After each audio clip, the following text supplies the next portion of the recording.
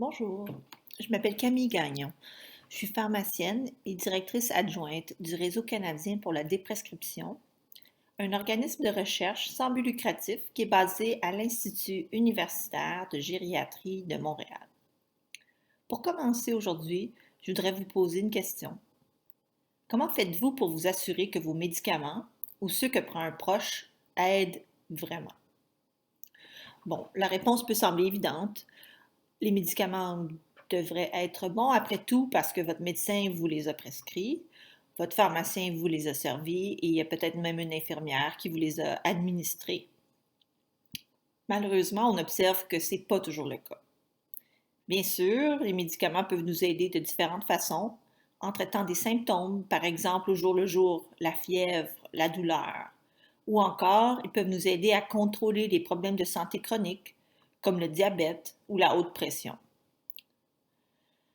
Par contre, à mesure qu'on vieillit, notre corps change.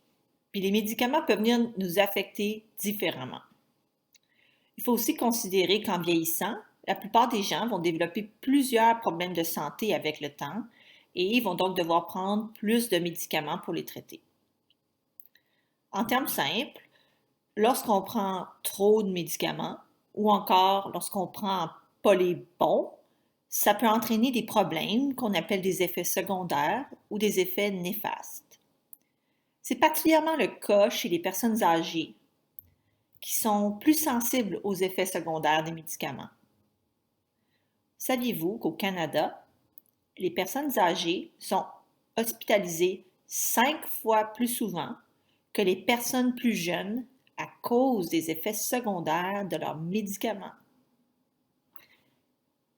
Un exemple simple d'effet secondaire, ça pourrait être les étourdissements, qui pourraient être causés par il y a une foule de médicaments qui peuvent en causer. Maintenant, ça peut sembler anodin d'avoir des vertiges, mais pensons au fait que cela peut entraîner d'autres problèmes. Par exemple, on est étourdi et on tombe. La chute peut causer elle-même une fracture d'un os qui, à terme, nous amène à l'hôpital. Ensuite de ça, qui sait, ça peut entraîner à plus long terme une perte d'autonomie. Ça, en soi, c'est une conséquence très importante pour une personne ainsi que sa famille et ses proches. Puis quand on pense que ça a été causé à la base par un effet secondaire d'un médicament, on peut commencer à se poser des questions. Il faut aussi savoir que les effets secondaires, bien, ça peut apparaître avec le temps. Donc, même si vos médicaments ne changent pas, n'oubliez pas que vous changez. Donc, il y a un médicament qui pourrait avoir été approprié ou sécuritaire il y a 10 ans, bien, peut-être qu'aujourd'hui, ce n'est plus le cas. On doit aussi se rappeler que les effets secondaires d'un médicament peuvent venir nous affecter sans qu'on s'en rende compte parfois. Ou alors on se dit, c'est juste le vieillissement normal, à tort. Donc, comment faire pour identifier les médicaments qui ne nous aident pas ou qui pourraient nous nuire? Mais ça, c'est en travaillant en partenariat avec un professionnel de la santé. Ce qu'on va faire, c'est qu'on va venir identifier les médicaments qui pourraient être soit arrêtés ou ceux dont on pourrait baisser la dose. Ça, on appelle ça la déprescription. La déprescription a pour objectif d'améliorer ou de maintenir la qualité de vie des patients. Personnellement, en travaillant avec des patients, j'ai vu comment la déprescription, ou comme on appelle ça, l'arrêt de certains ou la réduction de dose de certains médicaments, pouvait entraîner des changements positifs impressionnants et donc un impact positif sur la qualité de vie. Par exemple, il y a une patiente chez qui on avait réduit graduellement la dose de ses somnifères jusqu'à les arrêter, ses pilules pour dormir. Elle m'a dit après, ben, j'arrive à penser plus clairement le jour.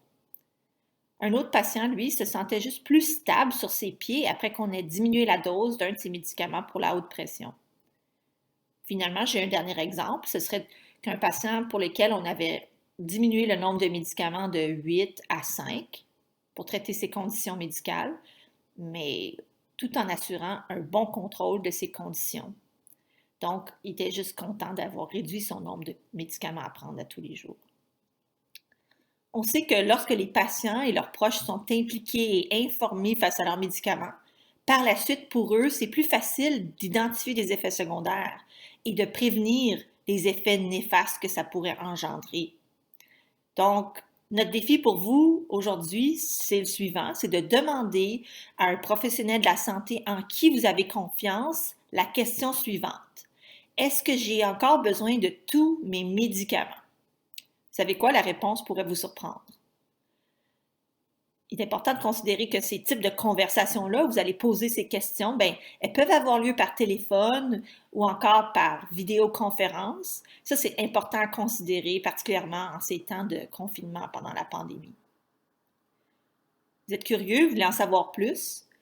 Bien, je vous invite à visiter notre site web qui regorge d'outils pour vous aider à parler de vos médicaments avec un professionnel de la santé. Le site web, c'est réseaudesprescriptions.ca. N'oubliez pas de toujours consulter un médecin, une infirmière ou pharmacien avant de changer ou arrêter tout médicament. Merci.